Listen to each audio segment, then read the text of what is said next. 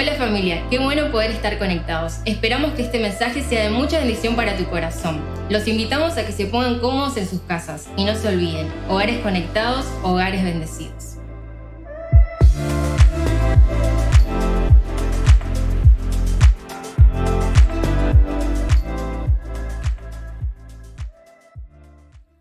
Y qué bueno poder compartir esta enseñanza que vamos a estar transmitiendo ahora en este sábado a la noche. Y el título, ya me entusiasma el título de la predicación, que es Altares Encendidos. Altares encendidos.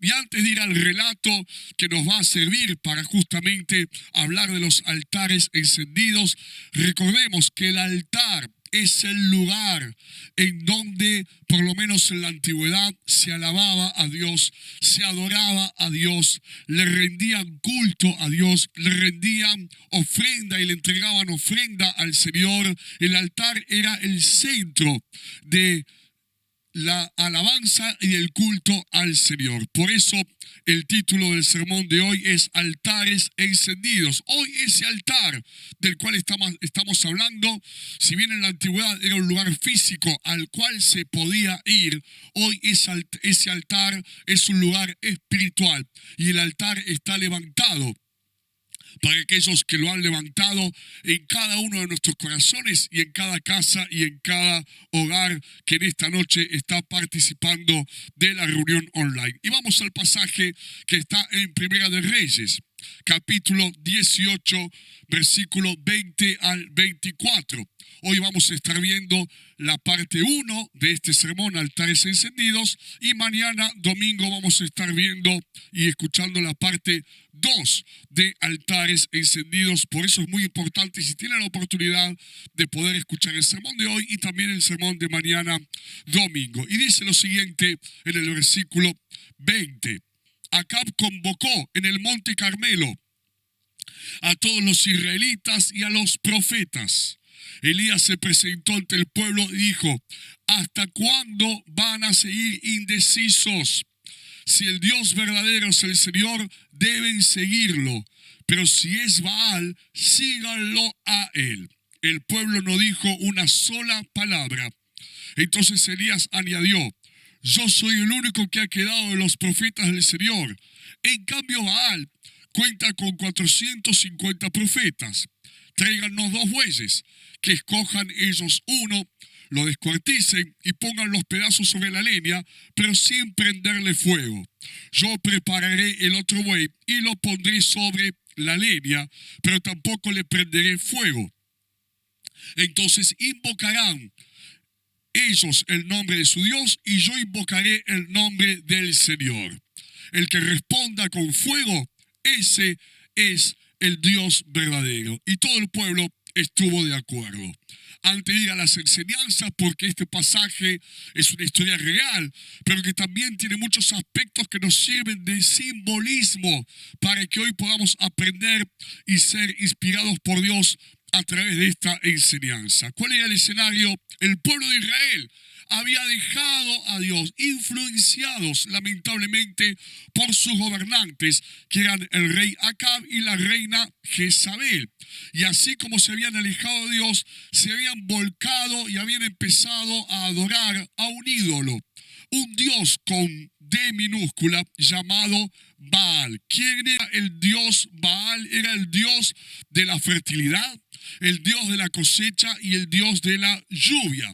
Cuando Israel se vuelca a la idolatría, yendo atrás y en pos de ese dios Baal, dios de la fertilidad, de la cosecha y de la lluvia, paralelamente Dios, en respuesta y como consecuencia de la idolatría de Israel, de repente cerró los cielos y no hubo lluvia durante 3 años, con todo obviamente lo que eso implica, porque la lluvia sobre la tierra es igual a fertilidad, es igual a poder cosechar, a poder sembrar, a poder luego cosechar, es alimentos para el ganado, es provisión, es en definitiva bendición. Y hacía 3 años que Dios, pero en respuesta, vuelvo a decirlo una vez más porque es importante, a la idolatría del pueblo de Israel, cerró los cielos y no había no había llovido.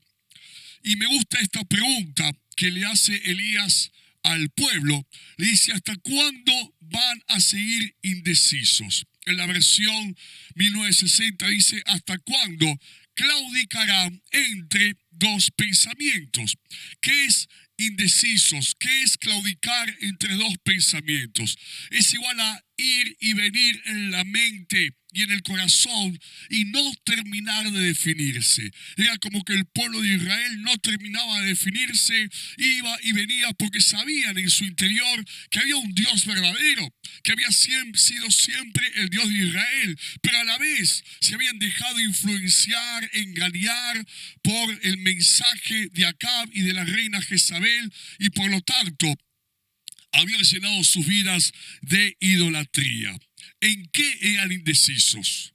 Eran indecisos en cuanto a quién seguir, si Baal o si al Dios verdadero.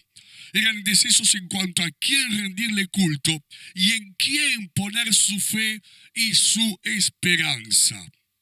Si lo tenemos que aplicar al día de hoy, hoy no hay un Baal, porque en aquel tiempo Baal estaba conformado por una escultura, una estatua, y entonces se presentaban ante esa estatua o escultura para rendirle culto. Y si bien hoy hay mucho de eso, también hay otros dioses con D minúscula que no son visibles, pero son dioses a los cuales la gente sigue, en los cuales la gente cree y en los cuales la gente mucha pone su fe y pone su esperanza. Por ejemplo, cuando leemos los evangelios, Jesús mismo hablaba de las riquezas y presentaba las riquezas como un Dios, como un Señor, y por eso Jesús decía, no pueden servir a dos señores, no pueden servir a Dios y a las riquezas. Cabe aclarar que el problema no es las riquezas, no es que está mal tener dinero o poseer riquezas, sino que lo que está mal es poner nuestra fe y poner nuestra esperanza y nuestra confianza en las riquezas más que en Dios. En este pasaje también están los profetas de Baal, 450, como dice la Biblia, 450 profetas de Baal. Ahora imagínate la escena, de un lado estaba Elías solo, y Elías era el representante de Dios, era el hombre de Dios, el instrumento de Dios en ese escenario. En el medio estaba el pueblo y del otro lado los profetas de Baal, que eran los encargados de promover, y si lo tenemos que decir de una manera más sencilla, predicaban de Baal. En vez de predicar del Dios verdadero, predicaban de Baal. Eran sus representantes. Hoy, escucha, porque hoy, como dije, no hay un solo Dios con D minúscula, sino que hay muchos dioses, y cada uno de esos dioses que andan dando vueltas en nuestra sociedad también tienen sus propios representantes que predican de ese Dios. El Dios de la vanidad, el Dios del dinero, como dije antes, el Dios del pecado, el Dios de los vicios, el Dios de la sensualidad. Y sus representantes que predican de ese Dios, ¿qué es lo que dicen? Le dicen a la gente por los medios, por la distinta información que constantemente nos llega, por la publicidad, por las propagandas: seguí esto, seguí aquello, poné tu confianza en esto, poné tu esperanza en aquello, esto es lo que vale, esto es lo que necesitas.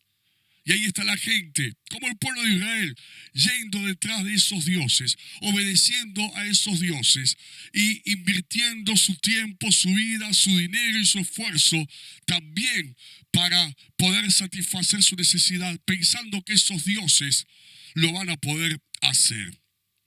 Y lamentablemente, al igual que existía el pueblo de Israel que estaba siendo engañado, que estaba siendo tentado a esa idolatría, hoy algunos cristianos, no sé, obviamente no todos, pero quizás algunos, están como ese pueblo de Israel, claudicando entre dos pensamientos, sin terminar de definirse.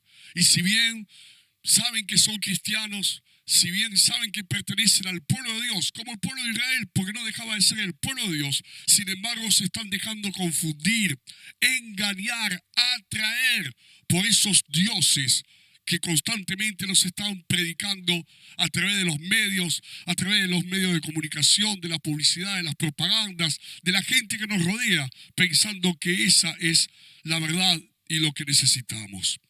Es interesante porque dice que el pueblo, cuando Elías los confrontó, ¿hasta cuándo van a estar indecisos? El pueblo, dice la Biblia, no dijo una sola palabra. No sabían, porque estaban confundidos. ¿Y cuántos hoy viven confundidos y no saben? No les cuesta definirse, les cuesta tomar la decisión de una vez por todas para seguir al único Dios verdadero. Y en esta historia hay una confrontación. Y por eso Elías los desafió a los profetas de Baal. Y hoy también vivimos en una constante confrontación. Vivimos en un constante desafío. Porque el mundo, la sociedad, los medios están alineados a esa filosofía también del mundo. ¿Y cómo es esa filosofía del mundo? Es una filosofía humanista, en donde el ser humano es el centro y Dios no es el centro. Y por lo tanto es una filosofía contraria a Dios, que desplaza a Dios y pone al ser humano en primer lugar. Y del otro lado, en este constante desafío y en esta constante confrontación, está la iglesia. Estamos nosotros. ¿Y de qué se trata la confrontación? ¿De qué se trata este desafío? De ver, al igual que en aquel tiempo, de ver quién es el Dios verdadero. ¿Quién es el Dios verdadero? Sigue el relato en el versículo 25.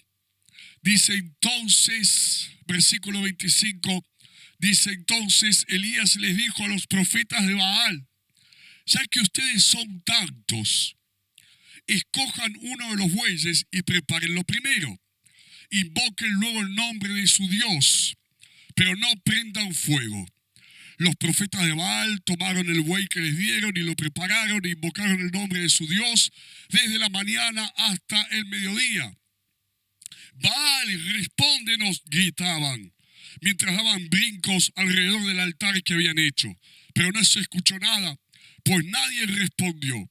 Al mediodía Elías comenzó a burlarse de ellos. Griten más fuerte, les decía. Seguro que es un Dios, pero tal vez esté meditando, esté ocupado de viaje. A lo mejor se ha quedado dormido y hay que despertarlo. Comenzaron entonces a gritar más fuerte, como era su costumbre. Se cortaron con cuchillos y dagas hasta quedar bañados en sangre. Pasó el mediodía y siguieron en ese trance profético hasta la hora del sacrificio vespertino. Pero no se escuchó nada, pues nadie respondió ni prestó atención. Entonces Elías dijo a la gente: acérquense. Y así lo hicieron. Como habían dejado en ruinas el altar del Señor, repito, como habían dejado en ruinas el altar del Señor, Elías lo reparó. Luego recogió 12 piedras, una por cada tribu descendiente de Jacob, a quien el Señor le había puesto por nombre Israel. Con las piedras construyó un altar en honor del Señor y alrededor cavó una zanja en que cabían 15 litros de cereal. Colocó la leña, descuartizó el buey, puso los pedazos sobre la leña y dijo: llenen de agua 4 cántaros y vacíenlos sobre el holocausto y la leña. Luego dijo: vuelvan a hacerlo, y así lo hicieron. Háganlo una vez más. Les ordenó y por tercera vez vaciaron los cántaros. Y el agua corría alrededor del altar hasta llenar la zanja. Y me detengo en esta frase. Como habían dejado en ruinas el altar del Señor, Elías lo reparó. Les dije al principio, el altar en aquel tiempo era el lugar físico en donde se adoraba y se le rendía culto a Dios. Y acá hay una ecuación, acá hay una explicación, acá hay una causa del por qué estaba la sequía, por qué no llovía, por qué pasaba lo que pasaba, por qué la idolatría. Porque el altar abandonado, ese lugar donde se suponía que adoraban y alababan a Dios y que estaba en ruinas, es igual a idolatría. Porque toma el control cuando alguien se aleja del Dios verdadero, cuando alguien le empieza a dar la espalda al Dios verdadero, toma el control otro Dios. Y otro Dios empieza a dominarnos y empieza a tener el control de nuestras vidas. El altar abandonado en ruinas es igual a idolatría, y eso es igual a cielos cerrados. Y es igual a que no hay lluvia, porque recordemos que la lluvia es símbolo de bendición y por lo tanto falta la bendición de Dios. Porque el pecado nunca es compatible con la bendición de Dios. Y acá lo que había era pecado. Y cuando hay pecado en nuestras vidas, cuando le damos lugar a esos dioses para que nos controlen o dominen nuestras emociones, nuestros sentimientos o nuestras acciones, eso es igual a pecado. Y como te acabo de decir, donde hay pecado es imposible que haya bendición de parte del Señor, porque no son compatibles.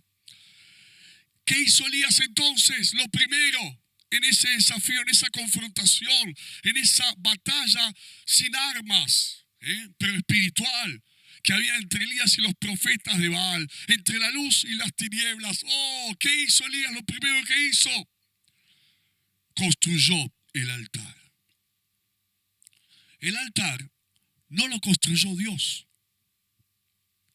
Dios después respondió, pero antes de la respuesta de Dios, fue Elías el que tuvo que tener la iniciativa, el que tuvo que accionar, el que tuvo que invertir tiempo, el que tuvo que tener y hacer un esfuerzo para volver a construir el altar, colocar esas 12 piedras y construir el altar que había estado abandonado. Como te dije, hoy el altar no es un lugar físico. Hoy ese altar es un lugar espiritual y está en cada una de nuestras vidas. Está en medio de la iglesia y también está en medio de tu casa. Y acá hago un paréntesis para poder hablar un poquito de la actualidad.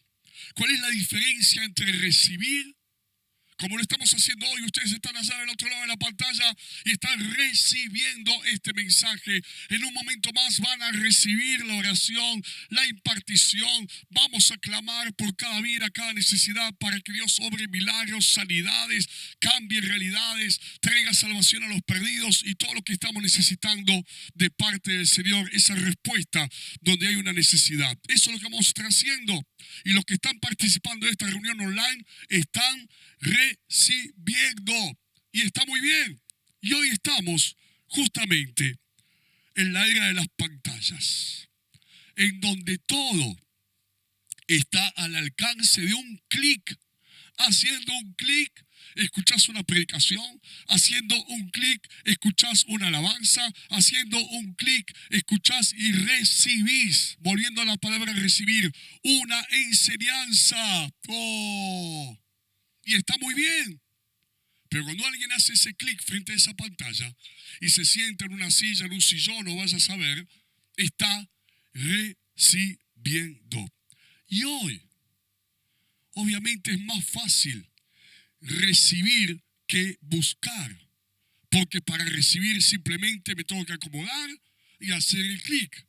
Pero buscar, al igual que Elías, que tuvo que construir, volver a edificar el altar, buscar significa e implica un esfuerzo, implica una acción, implica invertir tiempo, en donde ya no hay alguien que me transmite, no hay alguien que ora por mí, no hay alguien que me imparte. Soy yo el que busco directamente de Dios y recibo directamente del Señor. Y si bien es necesario, y está muy bueno recibir como lo estamos haciendo en esta noche, recibir en una actitud pasiva por sí solo no alcanza.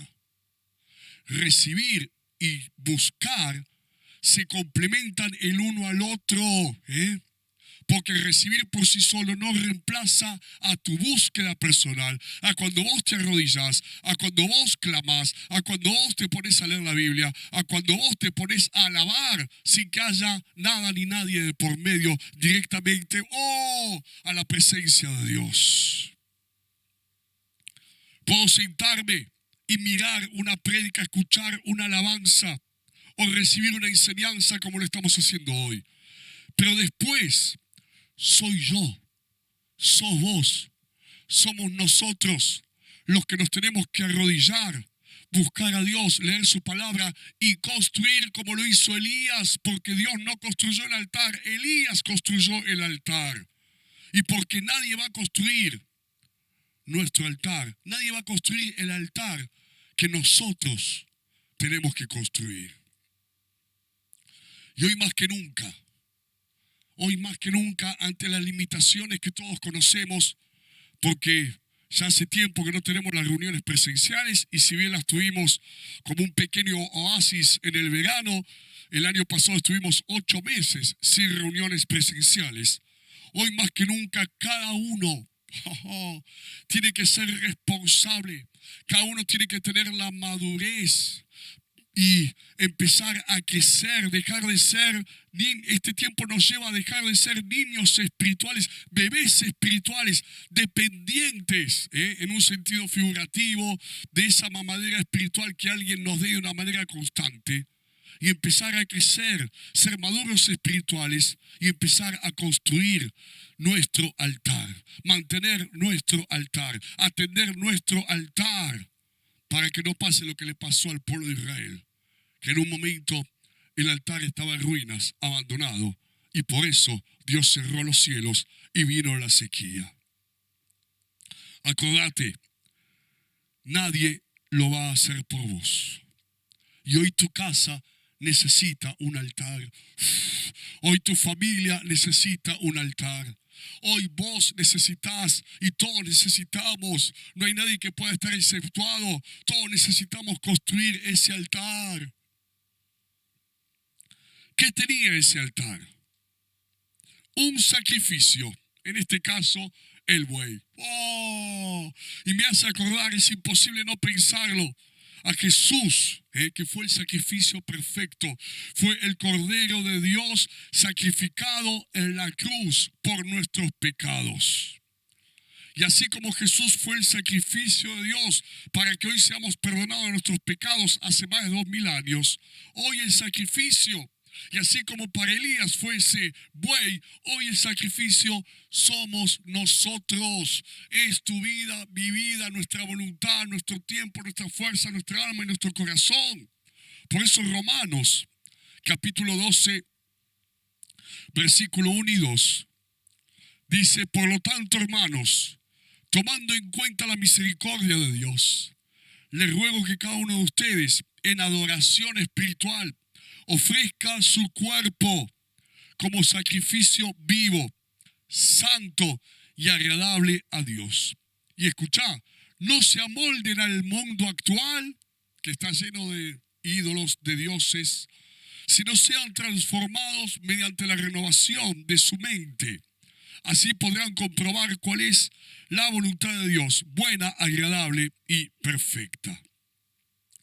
Además del buey, del sacrificio, este altar, porque no hay altar sin sacrificio, no hay altar sin rendición, no hay altar si nosotros no entregamos como sacrificio nuestra voluntad, nuestra vida, nuestro ser entero al Señor. Había leña, la leña no podía faltar, porque la leña es necesaria para que el fuego arda, eso lo sabemos muy bien. ¿Por qué? Porque es un material combustible. Y la leña ejerce dos funciones, o le pasa dos cosas. Por un lado, se consume con el fuego, pero por el otro lado, al consumirse con el fuego, también alimenta al fuego. Y Jesús lo dijo muy bien con el ejemplo de Juan el Bautista, allí en San Juan capítulo 5, versículo 35. Jesús, hablando de Juan el Bautista, dijo: él era antorcha que ardía, y alumbraba. Y vosotros quisisteis regocijaros por un tiempo en su luz. Su vida, la vida de Juan, entregada a Dios, era una antorcha que ardía, pero mientras ardía y se estaba consumiendo, a la vez estaba alumbrando, mostrando el camino a otros, siendo luz en medio de la oscuridad. Por eso no hay manera hoy de alumbrar, no hay manera hoy de ser luz en medio de la oscuridad, si no es, siendo simbólicamente hablando, esa leña, dejándonos consumir por el fuego de Dios. Y cuando hablo del fuego de Dios, el fuego es símbolo del Espíritu Santo, con una vida entregada, con una vida rendida. Y cuando lo hacemos, a su vez estamos alimentando la obra de Dios, alimentando el fuego de Dios, alimentando lo que Dios quiere hacer en este mundo, siendo antorchas, todos nosotros, la iglesia entera, que alumbramos el camino para aquellos que están perdidos y no saben qué hacer con su vida. Cuando te dejas consumir por Dios, alimentas el fuego de Dios en tu corazón, ardés más. Y cuando ardés más, alumbras más. El agua era otro de los ingredientes que también es un símbolo poderoso que Elías echó allí, hizo echar muchísima agua. No paraban de tirar agua y Elías decía otra vez y otra vez, otros 4 cántaros de agua. Y los cántaros en aquel tiempo no eran esos cántaros que a veces venden en algún negocio de por acá, chiquititos. Eran cántaros más o menos de este tamaño, llenos de agua. Y escuchá, no llovía desde hacía 3 años. El agua escaseaba. Y Elías agarra y dice, tírenle agua. Y se mojó el buey, se mojó la leña, se mojó todo, se llenó la zanja de agua. Y el agua acá, en primer lugar, representa una ofrenda. Porque lo más valioso en aquel tiempo era el agua. Por eso todo altar está conformado de un sacrificio de nuestras propias vidas para ser consumidas por el plan, la voluntad y el fuego de Dios como la leña, y también dándole ofrendas a Dios. Cuando le das de tu tiempo, cuando le das de tus recursos, cuando le das, como en el caso de Elías, lo más valioso que tenés. Por eso Jesús mismo dijo, el que quiera ser mi discípulo, tome su cruz, niéguese a sí mismo y sígame. Pero también, al tirar agua, los demás que estarían viendo ahí, ¿sabes lo que dirían? Así, por ahí había algún argentino ahí. Y el argentino estaría diciendo, che, la está complicando este. Encima que tiene que caer fuego del cielo, le mete agua. Con el agua la complicó. Pero en realidad estaba demostrando que no hay nada, no hay ninguna circunstancia que impida que pueda caer el fuego de Dios. Si hay un corazón entregado, si hay un altar construido, si hay un sacrificio, si hay búsqueda. Si está el altar en tu casa, por más que estés rodeado de impedimentos, de limitaciones, por más que estés rodeado de problemas, de circunstancias adversas, por más que estés rodeado de oposición, de oscuridad o de ataques de todo tipo, si hay un altar en tu casa, nada con un sacrificio que sos vos, que somos nosotros, que donde hay una ofrenda, nada va a poder impedir que sobre ese altar venga el fuego de Dios, venga el Espíritu Santo, venga la bendición. Wow, Dios traiga respuestas, porque lo que sucedió después fue que Dios respondió, aún a pesar de que estaba lleno de agua. Y Dios va a responder si hay un altar, y estoy seguro de que sí lo hay. Y algunos que están escuchando esta palabra dicen, pastor, me voy a volver a esmerar para construir ese altar. Y sea lo que esté pasando a tu alrededor o lo que esté viniendo a tu vida, donde está ese altar, va a haber una respuesta de parte del Señor. Donde está ese altar, Dios va a responder, y va a responder con fuego, símbolo del Espíritu Santo, símbolo de poder, símbolo de lo sobrenatural, símbolo de milagros para tu vida y toda tu familia.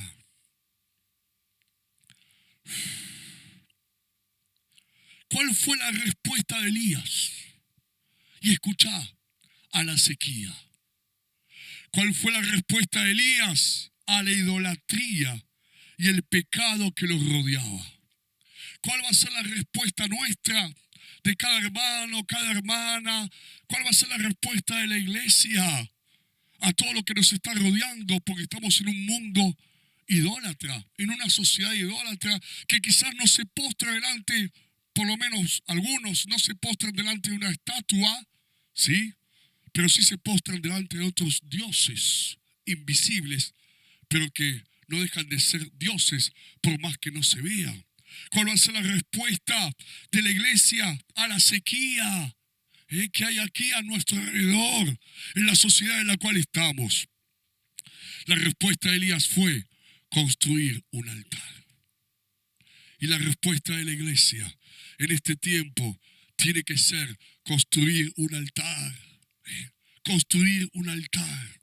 Construir un altar. Obviamente que construir el altar lleva tiempo.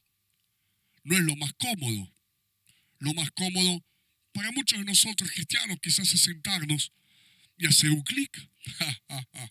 Pero construir el altar, tu propio altar, en donde estás solamente vos, Dios y vos, es lo más necesario hoy. Es lo que más hace falta. Además de recibir como lo estás haciendo en esta noche, son dos caras de una misma moneda. El recibir, pero también el buscar. El recibir, porque otro construyó un altar y te está ministrando, te está impartiendo, está orando por vos, te está enseñando, te está predicando. Como lo hizo Elías con el pueblo. Pero también la otra cara de la moneda es donde vos, yo, sin intermediarios, también buscamos a Dios y construimos nuestro propio altar. ¿Por qué Dios respondió? ¿Por qué Dios respondió? Porque más adelante en la historia, que vamos a seguir mañana domingo, no se la pierdan, Dios contestó. Dios contestó. ¿Y por qué respondió el Señor? ¿Por qué respondió Dios? Respondió a la respuesta correcta de Elías frente a las circunstancias. Respondió a que Elías había hecho lo que tenía que hacer. Respondió a la respuesta de Elías al mundo, a la gente, al pueblo que lo estaba allí rodeando con los 400 profetas de Baal, 450. Y Dios va a responder, porque la iglesia va a responder. Y Dios te va a responder a vos, hermano, hermana, porque vos vas a responder a lo que te rodea construyendo un altar. Y allí va a venir la respuesta del Señor para tu vida. ¿Qué pasa cuando alguien construye el altar? En primer lugar, un altar construido trae, como lo estamos enseñando y viendo en este ejemplo, trae respuestas de Dios. Un altar construido trae respuestas de Dios a tu vida, a tu casa, a tu familia. Un altar construido trae victorias. Porque ya lo vamos a ver mañana. Elías terminó derrotando y venciendo a esos 450 profetas de Baal, símbolos del enemigo, símbolos de la oscuridad, símbolos de la oposición, de las tinieblas. Y construir un altar trae victoria sobre todos esos enemigos, a veces que no son de carne y hueso, sino que son enemigos espirituales. Y yo sé que quizás hay muchos enemigos que tenés que vencer, y tu mejor arma es construir un altar. Y escuchá, uno que construyó un altar, Elías solito, terminó venciendo a 450 profetas de Baal. Porque uno que construye un altar es más poderoso que otros cientos y cientos y cientos que están adorando o están idolatrando a un Dios que no es el Dios verdadero. Y construir un altar revierte, lo vamos a ver mañana, no les quiero adelantar mucho, revierte las realidades. ¿Cuántos necesitan que tu realidad, que su realidad se revierta, sea distinta, se acabe la sequía, venga un tiempo nuevo, Dios responda? hoy estás empezando. Hoy yo sé. Es como que desde acá puedo interpretar lo que hay en el corazón o en la mente de cada uno de los que están escuchando esta palabra. Están diciendo, voy a construir el altar. Y hoy con esa decisión, con ese simple deseo que está surgiendo en tu vida, porque Dios te está abriendo los ojos para que podamos entender todos la realidad, la necesidad, qué es lo que hay que hacer, qué es lo que hace falta hacer hoy, qué es construir el altar. Ya desde este momento que está ese deseo y te estás dando cuenta en esta noche de lo que tenés que hacer, ya Dios empieza a revertir la realidad, ya Dios empieza a preparar una respuesta a tu necesidad, ya Dios empieza a derrotar y a vencer a cada uno de tus enemigos. Hoy empieza tu victoria, hoy empieza la bendición, hoy se empieza a terminar la sequía. Porque todos estamos de acuerdo. Y vamos a levantar el altar. Vamos a construir ese altar. Quizás te habías confundido. Quizás te habías mareado. Y habías olvidado esto que estamos hablando. Quizás una vocecita te decía, ya está, ya escuchaste esta prédica, escuchaste la otra, lo cual es necesario y lo cual es de bendición y a todos nos hace falta. Y esa vocecita te decía, ya está, ¿qué te vas a poner a construir ahora el altar? Pero tiene que haber un altar, necesitamos construir ese altar y ese altar lo construimos cada uno de nosotros. Y hoy empezamos, hoy empezamos cada uno de nosotros. Vamos a cerrar nuestros ojos, ahí donde estás. Y juntos